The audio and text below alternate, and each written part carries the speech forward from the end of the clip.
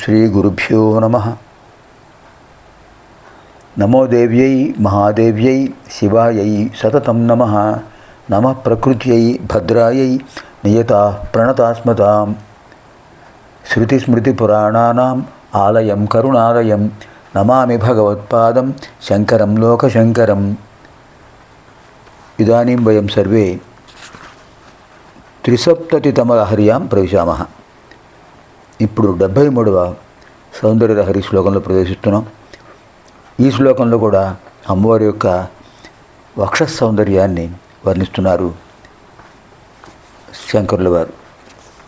ఇప్పుడు గంగాస్తవంలో మనం పంచమ శ్లోకం అధ్యయనం చేద్దాం.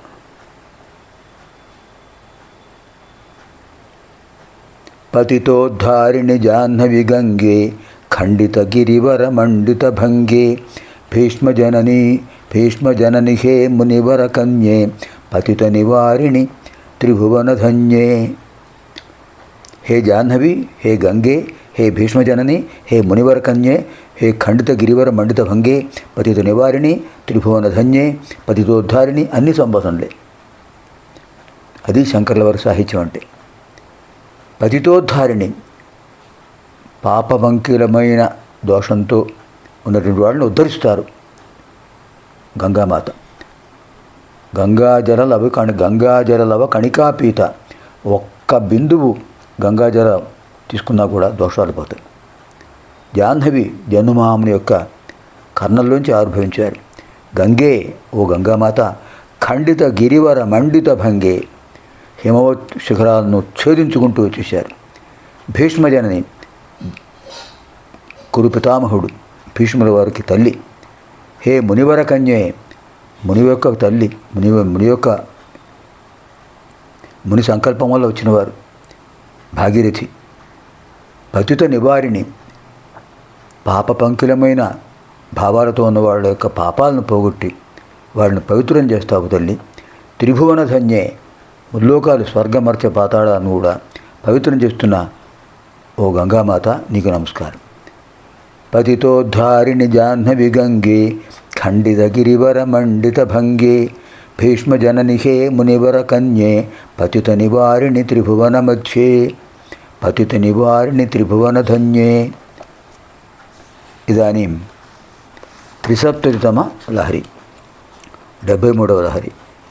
అమూతే వక్షోజావమృతరసమాణిక్య కుతుపౌ న సందేహస్పందో నగపతి పతాకే మనసినః పిబంతౌ తౌ యస్మాత్ అవిదిత వధూసంగరసికౌ కుమారావద్యాపి ద్విరదవదన క్రౌంచదళనౌ.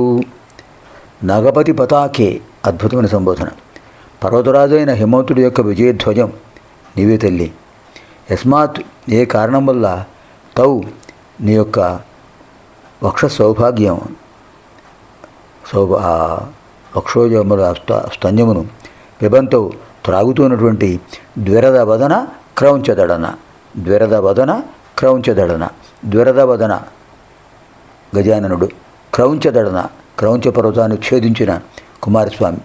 ఇద్దరు కూడా అవిదిత వధూసంగరసిగౌ, తెలియనటువంటి కామినీ భావన కలిగిన వాళ్ళు.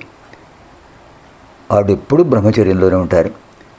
అద్యాపి, ఇప్పటికీ కుమారవు, వాళ్ళు కౌమార స్థితిలోనే ఉన్నారు. అము, దానికి కారణం ఏమిటి? అము తే వక్షోజవు, నీ యొక్క స్తన్య సౌభాగ్యం ఎటువంటిదమ్మా? అమృతరస మాణిక్య కుతుపవు.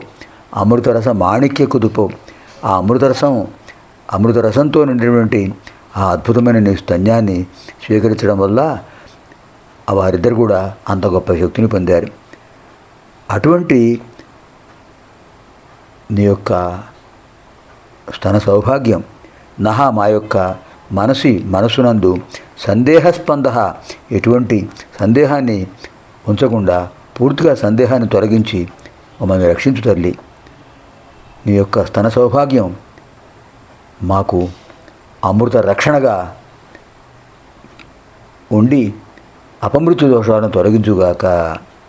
అద్భుతమైన శ్లోకం. ఈ శ్లోకం చదివినందువల్ల అపమృత్యు దోషాలు, అకాల మృత్యు దోషాలు రావు అని వ్యాఖ్యాతలు చెప్పారు.